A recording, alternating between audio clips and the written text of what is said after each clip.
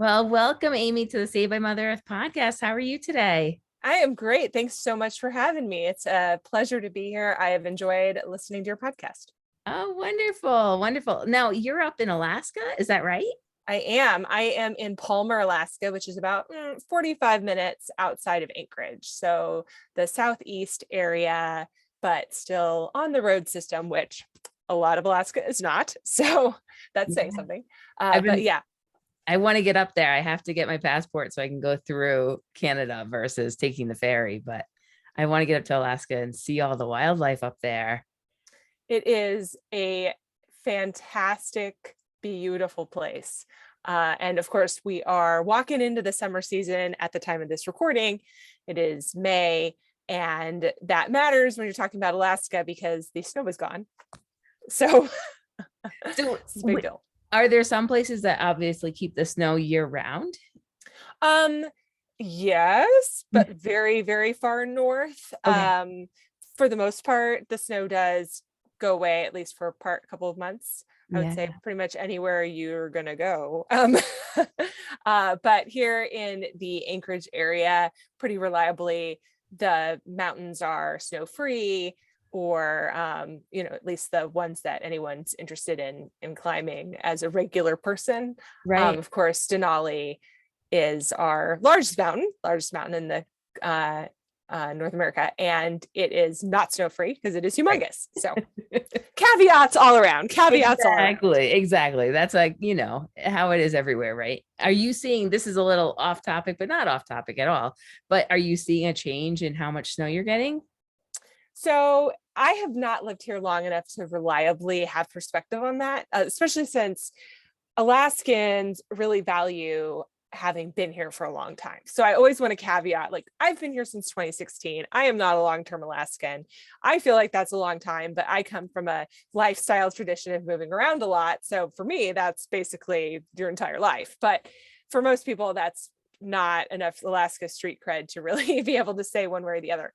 That being said, I have noticed a pattern of actually increasing snowfall this year, but more so than that, what I have seen and what the experts I've talked to here have seen is that the way the snow comes changes in terms of the weather patterns around snowfall. So you're looking at warming and cooling patterns over the course of a winter. So it might be an abnormally cold winter, but in between those are melts or warming temperatures that are such that create instability in the snowpack. And the reason this matters is because when we talk about climate change and global warming, we think about retreating glaciers, or we think about having warmer than normal winters. And all of those things are true too.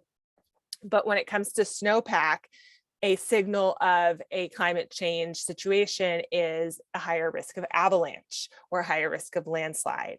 And we saw a historic avalanche season here in Alaska, where we saw a magnitude of avalanches that were just not expected and really not seen, at least in modern Alaska. Wow. It's so fascinating to kind of be able to get different perspectives across the North America, but also across the world when I've been interviewing people, right, from anywhere from Australia to Yeah. Germany to Alaska. So tell us a little bit, tell the viewers and listeners a little bit about your story. I mean, you Yeah. mentioned you traveled a lot. So tell us a little bit about your story, and then kind of what you're doing now. So we are a military family, or at least we used to be an active duty military family. And I mentioned that you kind of get used to moving around, right? So the Army says you're stationed here, you live there for a couple of years, then you move on. And so I got really used to having 4 years in a place be an extremely long amount of time. Right. You live somewhere 4 years, you probably lived there longer than anyone you know. So that's just our background. And so when we decided to move to Alaska in 2016, it was actually a decision we made for our family. We decided to get out of the active duty Army so that we could move wherever we wanted to, and be able to move somewhere where we could really focus on spending more time outside, for the sake of my spouse, who had served in combat in Afghanistan and came home with a number of challenges that you get when you experience sustained trauma. And his were trauma response, so PTSD, but also he has physical injuries in the form of a traumatic brain injury. So this is if you got into a big accident. A lot of people, not just military members, have traumatic brain injuries from being in an accident or sports. His was, of course, from combat. And so this changed how he was dealing with life. One thing is that PTSD and traumatic brain injury can often mirror each other because they both have to deal with the brain. And so he was dealing with sort of the emotional and physical fallout of this, hard to tell which one was which. And we just knew that going outside was helping him feel better. I mean, it was as simple as that. And so we wanted to get out of the Army, go somewhere where he could spend more time outside. So he, this guy, right? All for this guy. So we moved cross country, sight unseen, to Alaska in 2016 to do this. Now, fast forward a year, we had been here almost like a full year. I would say like 11 months and a couple of weeks. And I had this moment where I realized he's out there living his best life, but I have not personally experienced what I wanted to experience in Alaska. I can't even tell you what I thought that was going to be, because when you have this big life change and you go to do something that is just beyond your ability to even put it in a context, you don't have expectations like that. They're kind of like unstated, they're nebulous, they're just sort of in the air, and you don't realize they haven't been met until they haven't been met. Right. And then you're like, well, this isn't what I expected, even though you never could have made a list of what that was to start with. You just had this big dream in your head of this, what could be possible, but not knowing what that really was, but just this like probably a feeling of what it could be like. Yeah. And sort of this empty, like the missing piece. Like you don't know the puzzle piece is missing until the puzzle's put together. Right. And then you're like, oh, wait a second. There's like a big hole. Right. Okay. So now I now to find a way to fill the hole. So I can actually envision myself doing this. It was one of these moments of your life where you're sitting there and you just have this light bulb go off. It's almost like watching yourself be in this experience. And I was sitting there reading Harry Potter. Okay. No judgment. And I sitting outside in the rain on Memorial Day weekend, because of course, Alaska's Alaska. Like it's going to rain if it wants to rain. Newsflash, weather does not do what you want it to do, no matter where you live. Like it just does its thing. It won't obey. So annoying. So I realized that I had been sitting here in Alaska waiting for Alaska to do what I wanted it to do or meet my unstated, undefined expectations. And shocker, it hadn't done that. And so I wondered if there was only one way to help myself, which was to change what I like, to go out and be what I wanted to be, despite whatever this is. Yeah. And so I set myself a little challenge, and I thought, what would happen if I went outside every day all summer, just the summer, no matter what was happening, even if it was crappy rain, no matter what. And so I did that. I went outside for those 99 days between Memorial Day and Labor Day. But as I creeped closer to Labor Day, I realized I was not in any way, shape, or form done. I was not done. I was having such a grand time. And I had fallen so in love with like parading around Alaska and wildflowers and hills and valleys and all this summer beauty that I wondered, okay, obviously going outside in the summer, low bar, very low ask. What would happen if I did this for a year, despite the cold, despite the whatever? How would that change me and my relationship with this place? Right. How would this impact me as a person in my home and work and relationships and health and all of those things? What would happen? And so I set out to do that. Now, that was over 1,700 days ago. And I know that because I have gone outside every day since then for at least 20 minutes, and I like to keep track of it. So yeah, so phenomenal. That's phenomenal too, because it's at least 20 minutes. Because a lot of times it's like, oh, well, people will count it if they go outside for 5 minutes when it's really cold out, right? So do you have to, when you're thinking about the deep winter, when it's super cold, or a lot of times what I say is it's not about the weather or the temperature, it's about your clothing. So it's probably really about like just making sure you're ready for it. And I have a lot of Yeah. clients that are just like, oh, it's raining, the weather's not nice, it's cold. It's like they come up with all these reasons where it's not about really any of that, right? Right. Um, Yeah. So I will say if you have a goal or a habit that transcends your excuses, you are working to meet that habit or goal. So in my case, going outside every day. So your goal could be, I want to exercise. I want to walk for 30 minutes a day. Even on the treadmill, just like walk somewhere. If you want to come up with an excuse not to do that, you're totally going to. Okay. So you have to say, I'm deciding to do this regardless of what else is coming at me. And then set yourself up for success. So this is true again with any habit, right? If mhm, you're going to walk for 30 minutes, treadmill in place, I don't care. You're going to have to remove some barriers so that when your brain says, yeah, well, this is hard, you say, it is hard, but here are our tools. And so to me, and the people I talk to, one of the barriers of going outside is discomfort. I mean, it really comes down to that, right? It's raining, it's cold, it's wet, it's windy, it's snowy. I mean, you name it, I've seen it. Okay. All of those things are just a way of giving weather terms to it's not that fun because it's uncomfortable. And that's a super legitimate concern. When your body says this is uncomfortable, part of what it's saying is, this does not feel safe to me. right, And safety is a basic human need. So when your body says, this doesn't feel safe, I mean, I think you should listen to that. Okay. Just because you're listening to it doesn't mean there's not a response. right, So when your brain and your body say, oh, newsflash, alert, this does not feel safe, you can say, yes, but for you, I have this rather large jacket. Okay. And you develop these tools literally in your closet in the case of these, in clothing, that you can respond to these inputs that you cannot control. Because again, we can't control the weather, sad day, but it's true. So you have the tools and the help and the necessary, toolbox to respond to that because it's something that you want to do. right. So you have to actually want to, there's that. And there are so many ways to encounter that. So it could be, I live somewhere cold, so I own this incredibly fancy and expensive jacket. Or, I mean, that's certainly an option. Go for it. Or it can be, I live somewhere very cold and I do not or cannot or do not want to afford a very expensive large jacket. So what else are my tools? Right. And it's asking other people for help. Like, what do you recommend? It's saying, okay, how can I layer the things I already own?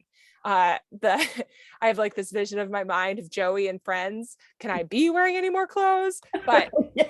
right. But in all seriousness, some of this is even just about layering and knowing fabrics to have against your skin, that base layer, mid layer, top layer that we talk about when we're talking about getting ready for cold weather. Are my shoes, how are those? Right. I'm shocked at myself by how little I thought about what I was wearing on my bottom half. I saw this meme this wintertime and it's so true. Up 17 jackets, bottom jeans. Okay. That's how So I pretty much go hiking. It's like, yeah, because I think it's because, right, my top half is where all my organs are and things like that. So it's like you're keeping those safe. And then every once in a while, I'm like, just oh, forget. my legs are cold. Not to mention if I'm wearing jeans, those aren't the proper clothes to be wearing if it's raining or anything out. When Yeah, your top half's where all your organs are, but all that blood's flowing through your lower half too. And I didn't even think of that.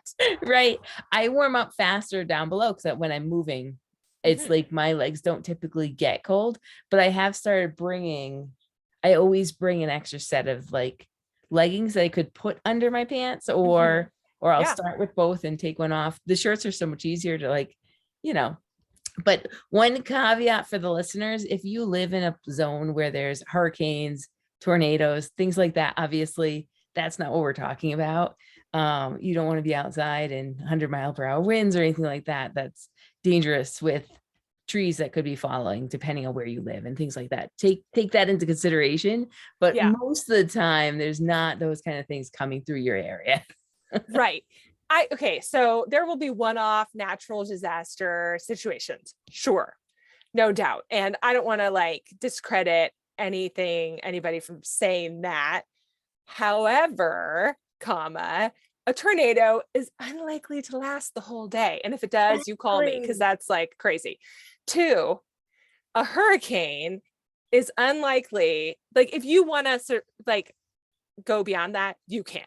Let's just put it that way. Like if you wanted to go outside anyway during a hurricane, you could figure out how to do it in a way that is safe and not crazy, but just crazy enough to brag about. I mean, I Right. kind of like to So do we that. used to, like, when we had hurricanes back east, there were a couple times where we were playing soccer out when it was first starting, right? Because it was not really picked up a lot. There have been times where we've had hurricanes throughout the day that were like pretty strong. But then, like, even if you can't get out in that like 24-hour period, it's like the coolest thing with when after and before and after hurricanes is when you do go out before and after, because there's that calm before the storm and that really super fun part. But then the after is like, it just feels so, I can't even like cool in the air. It feels like a cool experience being out in that. But going back to kind of the most important thing here, guys, is to get outside every day if you can. Right. So Right. what is in that you can find ways to protect yourself in so many different things. But getting back to kind of this idea that you went there for healing for your husband, and then you ended up being like, wait, what about me? I need to fill this like puzzle piece back in. What did you get out of being outside? Because you said you couldn't stop. So what was it that I mean, I am convinced after, like I said, over 1,700 days of this, that it is literally everything. So it is day by day that I appreciate different aspects of this in a new way. And that's still true today, 1,700 days later. So I'll give you some examples. One, I feel more connected to the world around me because I am experiencing and seeing it on an incremental basis. So I sort of sentimental, but realized that I have this year a sort of emotional connection to these leaves in my yard. I know this sounds a little crazy, no, not but at all. I've been watching them be born. I was there at their birth this year because these trees are on the other side of my porch. And a couple of years ago, we bought a hot tub. Okay, so I've been doing my outside time before I had the hot tub, but it is very nice to have. Let us not lie in the wintertime. So I have been in this, the function of that is that I'm in the same spot. Okay. Like I never would just sit outside in the wintertime because it is too cold. I go on a walk or something, right? But because I have a hot tub, I can sit. And so I've been sitting there observing these trees day over day for just, not even very long, but long enough to be like, what's going on there? Right. And noticing as the buds came out and then they got longer and then they were still baby leaves and then they're big leaves and I will watch them turn brown and fall off and go away and then I'll be sad, right? So I have been observing this almost like having a nature forest bathing sit spot. Yep. But it's in my hot tub. I think this is probably the best sit spot ever conceived, but that's just me. So I've been observing these leaves and now I feel this connection to the way the season is going that I'm not sure that I fully articulated before this particular season, even though I've been experiencing various parts of this life cycle in other spots for all these years. Right. Another way, like on the complete other end of the spectrum, like leaves one side of the spectrum, humans the other one, going outside every day has connected me to the place that I live and my human community in a way that I did not anticipate. So when you're looking for ways to spend time outside every day, you may or may not be content with going for a walk in the same spot every day. Every day is a lot. It's a lot of time. Eventually, you're going to probably go to a festival in your town or something as part of your outdoor time. And there you will meet some other people. Okay. Do this enough and you'll see the same people over and over again. Right. Or you might find that your community has a regular walk event or like a community walk run. That's what I started to do. I was looking for ways to spend outdoor time that wasn't, the same every day. And we started going to a local walk run. And because I was going there every week, no matter the weather, and seeing the same people week over week. And we're talking like the tough people who hung on in the winter for the walk run, right? So it's now a smaller group. I met people and I made friends and I connected to my community in a way that I hadn't before. And now these people are a part of my life and we do other things outside together. And I'm not sure I ever would have, I can pretty much say I never would have made friends with these people had it not been for that, because our paths would probably not have crossed, Right. even though I'm so grateful for them. And speaking, I've mentioned memes. I'm like a big meme fan. What can I say? But there's one that talks about introverts, which I am. And it says introverts make friends. 90% they don't, 10% they were adopted by an extrovert. That's my friend. So I mean, that's how I connect to community, is that people find me and adopt me. There's no other way. So That's so fantastic. And I love the fact that, right, you haven't been there that long for what the locals would say, right? And so I know I've talked to other adults about this as well. It's so hard to meet people as adults, especially when you come into a community that is so tight knit already. And I think you see that all the time. And there are different ways to kind of enter in, Mhm. but it can be super hard if you don't have that commonality Right. where somebody will say, yes, we welcome you here, Yeah. versus like being out, being able to get outside is, it's a human feeling that we feel more connected to everything and ourselves and everyone and everything when we're out in nature, because that's how we evolved. Right. So it's amazing the friendships you can create when you do tap into those Right. avenues. And, another part of that is that you are having shared experiences together. So going outside will infinitely introduce you to things that are outside of your current experience, because everything you see outside every single day at any given moment is always completely new. It will always be new. It will always be out of your control. Well, now, I mean, that could be as small as a blade of grass or as big as like an actual obstacle or a weather event or whatever. Okay. Right. Or a challenge, a physical challenge or an emotional challenge, or both at the same time. uh, so when you encounter those things with another person, that becomes a shared experience, and shared experiences really are the building block of relationships. Right. So now you're making friends that way, but think about the impact on your personal family relationships with your spouse or with your kids or with your family if you used going outside as a building block for nature. And so all of that to say, nature impacts your relationships because it creates shared experiences and a shared space for you and the people you love to have commonalities. Right. Yeah. And I think it's so powerful to be able to say your immediate relationships as well, right? Because I think a lot of people are struggling sometimes, especially during the COVID times, right? 2 years where people were like kind of, well, people would like, there were memes, right? Going across about being locked up with your family kind of, and all this other stuff, and how it can build on relationships. We've seen such an increase of people getting outside during Mm-hmm. this time, because I think people just innately knew that that's what they could do it, but it's also what was needed. So you talked about kind of a deeper appreciation for nature itself and human connection.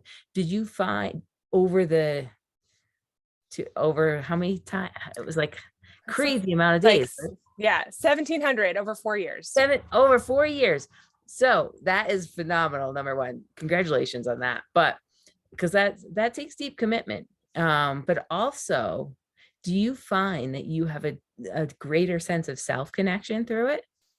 Absolutely. Absolutely. So I have noticed that I am more intuitive of what I need and Mhm. listening to my inner voice, because again, so much of this comes back to knowing what's safe and not safe. And when you learn to listen to your inner voice and to yourself, you can connect with what's safe and what's not safe Right. in the world around you, like that physical, actual nature world, but also in your relationships and how you interact with other people and other inputs. That could be from work, that could be in your relationships. I like to say that this is from going outside and not from just getting older. Maybe it's both of those at the same time, because that's just part of life, right? We mature in who we are. And I, cannot escape one or the other. So maybe it's just from getting older. Who can say, right? But I really do think it's from going outside. And I think it is because I am experiencing challenges and new things and change in nature, and it helps me learn to listen. So I'm a runner. I'm an ultra runner. I love to run. And I learned to do ultras as part of going outside. It was not something that I ever considered doing ever before. It has a lot to do with, I think ultra runners are victims of other people's good ideas, quote unquote good. And so, I've surrounded myself with people who think this is a good idea. And so now this is what I do. Okay.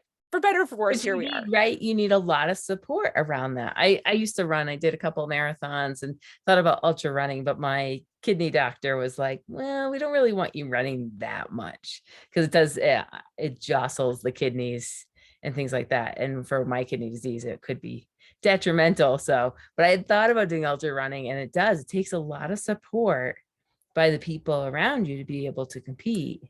Right. And you have to learn to overcome your own mental negativity, because while, of course, your physical concern is obviously perfectly legitimate, and those things are totally a thing. Yeah. For many ultra runners, the thing that keeps you from completing the really big race, especially if you're trained up, is your own brain. That's all there's to it.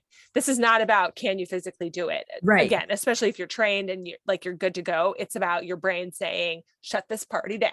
Right. So when you learn to listen to yourself, and in those kind of challenges, you can overcome that mental fatigue, I'm told. I am still learning how to do that. But I will say that a lot of that comes back to just proper, good self-talk and practicing good self-talk. So I have a situation wherein I do not like flies on me. Okay. Like buzzing understandable around you. It freaks me out, man. So I'm like, oh, okay, got to get them off. It kind of freaks me out. And a lot of people don't like buzzing, but this is more like a panic. Okay. And so I realized, I wanted to do this race last year that was on this particular trail that I had run on before. And my primary takeaway was, oh my gosh, there are a lot of flies. Okay. So anytime we stopped for water, the flies, vroom, okay. As long as you were moving, it was fine, but one cannot do 100 miles and not stop for water. One cannot. And so fast forward to race day, the flies weren't a problem. But in the interim, while preparing for that, I spent a lot of time running. And anytime I encountered something that was uncomfortable for me, or was making me feel that upwelling of panic, I had created a little mantra. I'm here, whatever the problem is. So let's just use the flies. I'm here, the flies are here, and we're all here together, and it's fine. Okay. And I would just repeat this to myself. I'm here, and the mosquitoes are here, and we're all here together, and it's fine, or whatever. Okay. And I cannot tell you how useful this is. I'm here, and the heat is here, or I'm here and the wind is here, and we're all here together, and it's fine. Yeah. And it just would help me. I'm sort of joking about it, but in all seriousness, that mantra of having that has transcended the fly problem or the heat problem or the wind problem or the whatever, and come inside with me. Because now when I encounter something that makes me feel like that, whether that's upwelling of panic, or it's the stress that just your job can cause you, or it's somebody who I just don't like very much talking to me, or whatever, right? I can say, I'm here, the flies are here, or whatever, and we're all here together, and it's fine. So, and I love that you were talking about making up your own mantra, because I did the same thing when I was running. Now, an ultra is not marathon's not as long as an ultra, but as you're training, right? Still a big deal. Still a big deal. Even a 5K for newbies, right? It's still all things are a big deal. And I remember my mantras, I would sing them, but they would be made up. I was an early childhood teacher. So it's so natural for me to make up songs. And I remember making up mantras. I never even thought about them as a mantra in that point, but I would sing them to common nursery rhymes or something like that I knew that would help me get through until I got to the next spot where they were playing music or something like that. But I think it's really a great thing to share with the listeners that you can make up your own mantras. You don't have to go and find mantras from like the greats, like Thich No. Nhat Hanh, or you can come up with your own mantras that are meant for you, that are amazing. I think that you just hit on something really important there, referring to the greats. You are the greats. The Yes. end. You are your own great. And you can be, I know it's cheesy, but you can be your own great for yourself in your own life, outside, inside, and everywhere else. And it's leaning on your own self to understand what it is you need. And then part two of that, because I mean, understanding what you need is all fine, but you got to actually do it. You Right. have to respond to it. You have to listen to it. So it's understanding what you need and then giving that to yourself in Mhm. response to that understanding. That could be a mantra. It's what a mantra can be, whatever you have to say to yourself Right. to make yourself feel better, the end, and repeat it over again. So for me, it's I'm here, the flies are here, we're all here, and it's fine. And you could say it just like that too, and be like, it's fine. So it's It's fine. interesting. Recently, I think the person that was at the store thought I was a little crazy, but I don't care. I'm fine with whatever I do.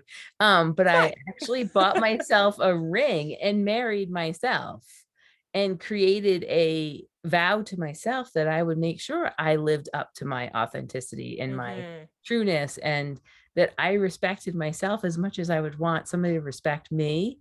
And like it goes back to that whole piece of you are the great. Like you can only give as much as you are.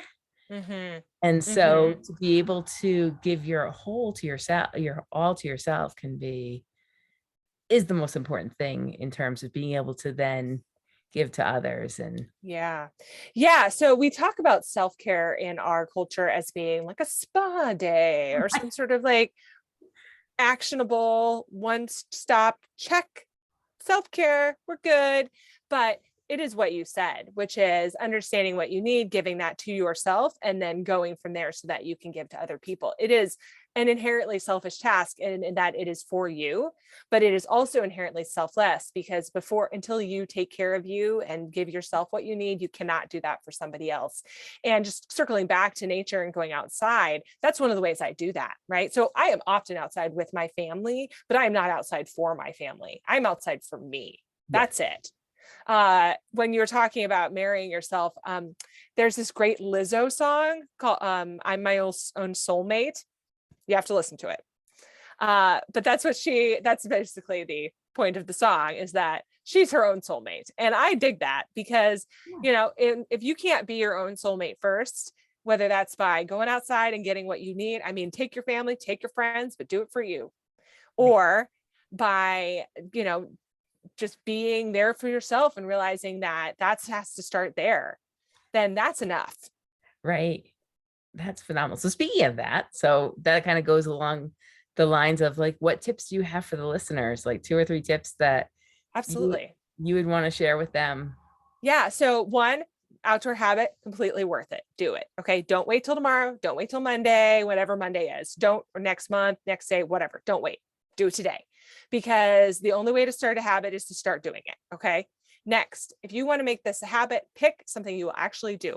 I chose 20 minutes because studies say that 2 hours of outdoor time a week is a very sort of ideal amount of time. And 15 minutes seemed like not enough for me. 20 minutes seemed like something I would actually do. So that's what I picked. Pick a time that you'll actually do and do that. Also, I live where it's cold, and sometimes it takes like 5-10 minutes to find all my stuff. So I wanted to be outside long enough to make getting dressed worth it. All right. So all that to say, pick amount of time actually that you'll do, and then do it. And the next thing that I always advise people with this is vary when you do this, because if you pivot, if you rather tie your outdoor time to a certain time of day, like let's say you really like the idea of taking your outdoor time outside for 20 minutes in the morning with your cup of coffee. Okay, that sounds awesome. You should do that, but don't do that every day. And here's why. If for some reason you have a day that you don't get your coffee on the porch, you're going to forget to do your outdoor time because you're going to have missed that window. It's kind of like brushing your teeth, right? Like you brush your teeth when you get out of bed, or at least that's how I do it, right? Get up, go to the bathroom, brush my teeth. Let's say I'm camping. and I'm not in that routine in my bedroom, I might forget to brush my teeth because I'm not, a couple hours go by, I'm like, something's weird. I forgot to brush my teeth. It's the same kind of rote habit. So you want to be having this habit, but you also want to be very intentional about it because you want to have this be a benefit to you. And part of that intentionality is making sure you're thinking about when you're going to do it and then doing it on purpose. By all means, do it with your cup of coffee, but think it through first and be intentional about the habit that you're doing, not like the act of going outside and what you're doing there, not the purely box checking. This is just a habit. Right. Because you want to get the most you can out of that. And that's being intentional, which brings me to secret tip number 4, be intentional. Okay. This has to do with what you get out of going outside, but also making it happen for yourself. So for me, I look at my day from a, just to-do list standpoint, and on my to-do list is my habit. It's not because I want to box check it. It's just because I know that I'm busy. And if I don't think through when I'm going to fit this in, I might get to the end of the day and not have done it. And then I will be sad because I will have missed the part where it's not raining or the part where it's not dark outside or whatever, because I just didn't think it through. And so number 4 is be intentional. I love it. I love all of those. And I love how they build off each other. And I think, like you said, it's important to kind of mix it up because if you're on vacation or if something comes up where you all of a sudden have to jump on an airplane and go somewhere to see family, you could still figure out a time when you can go get it in. I'm all for like habit stacking where you do one thing and then another thing, but for this kind of thing, you have to, for getting outside, you have to be a little bit flexible based on especially if you're like, well, it's not going to rain at 3:00, so I'm going to go at 3 and actually making it happen.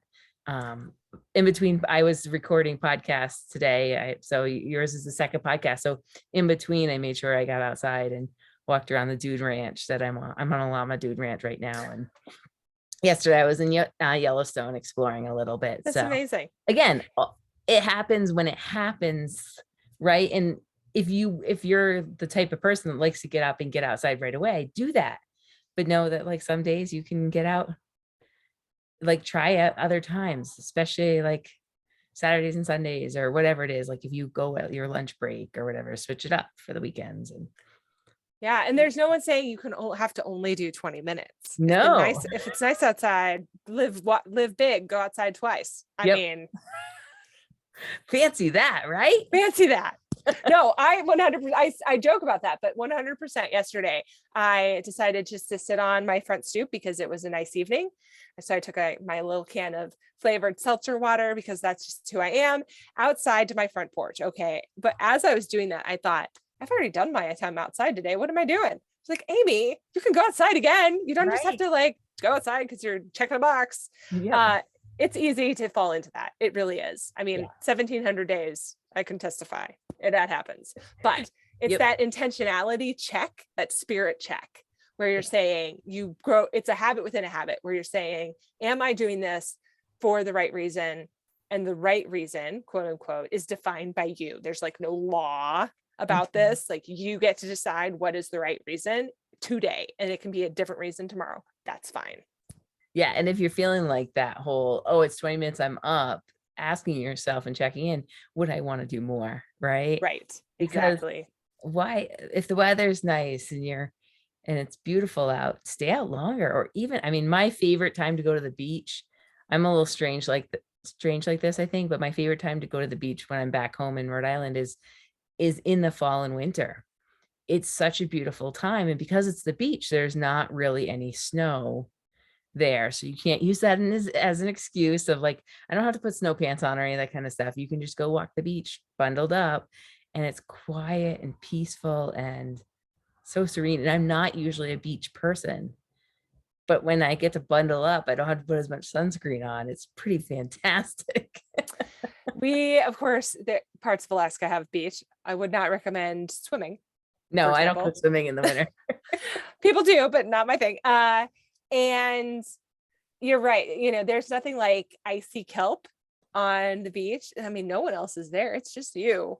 Yeah. And so I've seen some very exciting things. I saw this huge, just iced jellyfish on washed up on the beach. I mean, just like frozen solid, okay, on the beach. I'm talking like couple feet wide, maybe up, yeah, like 3.5 feet wide, huge. Okay. Wow. And never would have seen that, of course, if I hadn't bothered to go on an icy cold day beach walk wearing the giant jacket, 100% giant jacket city. So Yep. Well, and so many of the storms in the winter bring up some of the right. stuff, right? So there's like more shells on the beach. It's just, yeah, there's everything about it. So where can listeners find you? So you can find me on humansoutside.com. Uh, and then, of course, the Humans Outside podcast is the name of my podcast, and it is in all of the podcast places, literally every single one that I know of.